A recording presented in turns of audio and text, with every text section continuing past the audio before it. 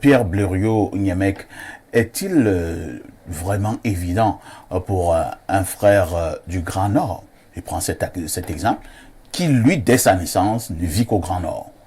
Un beau matin, il tombe sur une très belle fille, Betty, et ils pensent qu'ils peuvent faire le restant de leur vie ensemble. Et la fille Betty aussi, depuis qu'elle vit, elle était en balmaillot. Vous voyez un peu. Un tel mariage est-il souvent facile? Non, les gens qui ne se connaissent pas, les gens qui n'ont pas les mêmes habitudes, les mêmes coutumes, ont plus d'efforts à fournir pour être mariés que des gens qui sont proches. Seulement, le hic, ce n'est pas souvent les tribus, contrairement à ce que l'on croit. C'est des familles particulières. Parce que même dans la même tribu, vous trouverez une famille qui dit que non, telle autre famille, nous ne prenons pas épouse là-bas, nous ne prenons pas mari là-bas. Il y a eu dans le passé des histoires entre certaines familles qui ont laissé de mauvaises séquelles et ont construit des sortes de stéréotypes. Vous voyez, si une fille, moi je suis Longon, Longon est allé en mariage chez un Lourbaïek, alors que nous sommes tous Bassa du même village de Boumiebel, et que là-bas on l'a assassiné, un exemple. Vous verrez que les Longons diront désormais à leurs enfants de ne plus prendre mariage là-bas. Vous voyez, on n'a pas besoin souvent d'aller très loin pour prendre... Et donc, on a trouvé des situations où l'étranger ou l'étrangère qui arrive n'avait pas été très bien traité. Vous voyez, la plupart de nos tribus. Un enfant disait sur Facebook, quand vous allez dans votre belle famille, faites semblant d'aller aux toilettes, laissez votre téléphone sur la table sous mode enregistrement.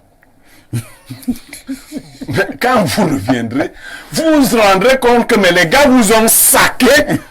Chacun a dit sa part. Tu viens ici avec un bassard. Tu sais que les bassards sont radins. Tu sais que les bassards aiment les problèmes.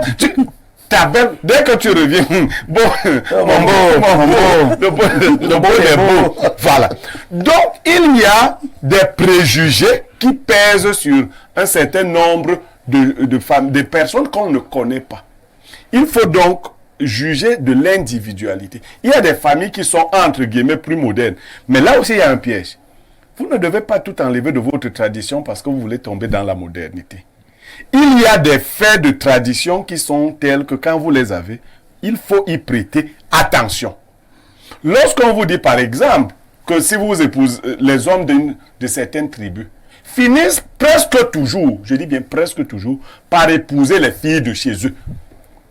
Ce n'est pas simplement la polygamie que moi je soutiens. Mais c'est comme si là-bas on leur dit que ta vraie femme, c'est la femme d'ici. Donc la première, même si tu prends celle-là en première position, elle est là pour le décor.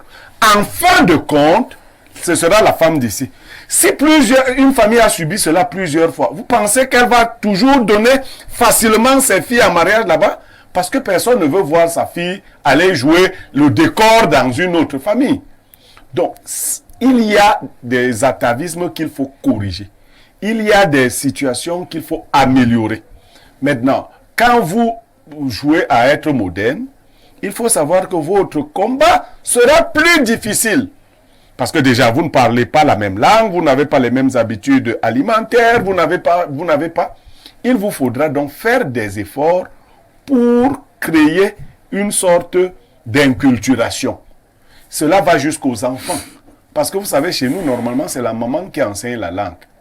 Si une femme n'est pas totalement venue en mariage, vous l'observerez par le fait qu'elle-même ne va pas s'intéresser à parler votre langue.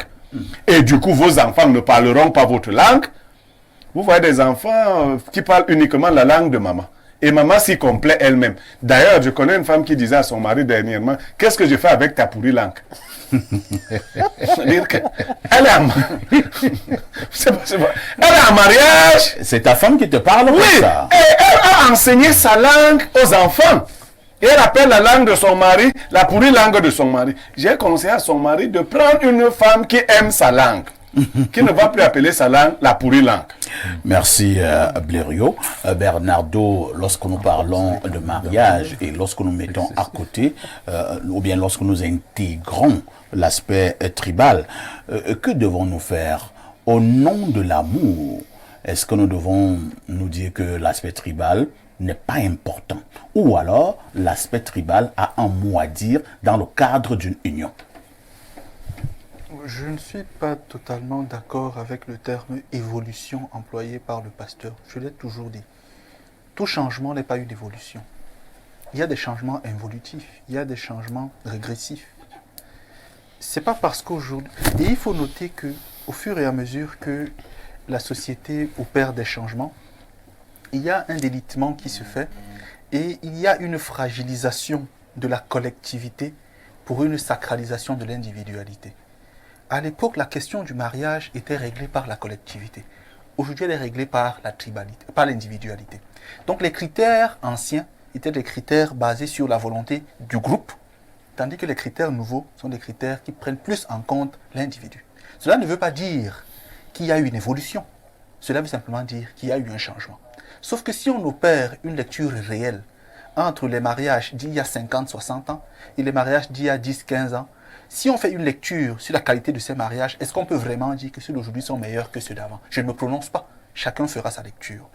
La tribalité, à mon sens, n'est pas négligeable. Pourquoi? Parce qu'aujourd'hui, nous, qui avons pour beaucoup vécu en ville, on se retrouve souvent à cheval entre notre culture qu'on connaît très peu et celle des autres qu'on ne connaîtra jamais. Nous sommes donc des êtres, en principe, totalement déphasés. La tribalité, pour moi, est sacrée. Pourquoi? Parce que, M. Nyamek l'a cité, elle intègre des éléments fondamentaux. Une terre, une langue, un mode vestimentaire, un mode alimentaire et une vision du monde. Il est beaucoup plus facile, à mon sens, de s'accorder avec quelqu'un de la même tribu qu'avec quelqu'un d'ailleurs.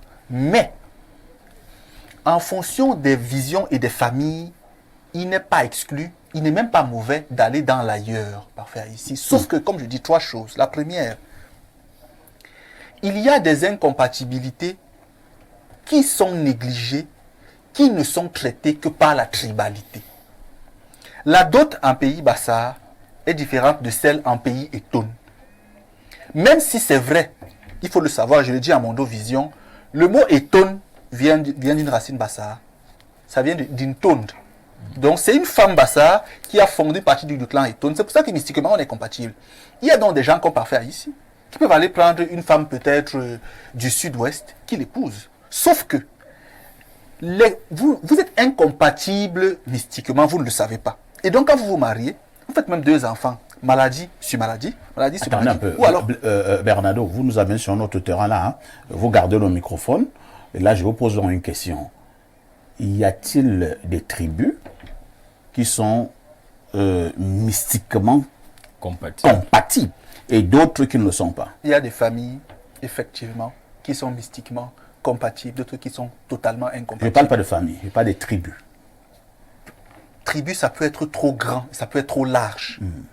Mais il y a des familles dans des tribus différentes. Vous voyez ce que je veux dire? Ça veut dire, une famille chez nous, c'est 9 générations.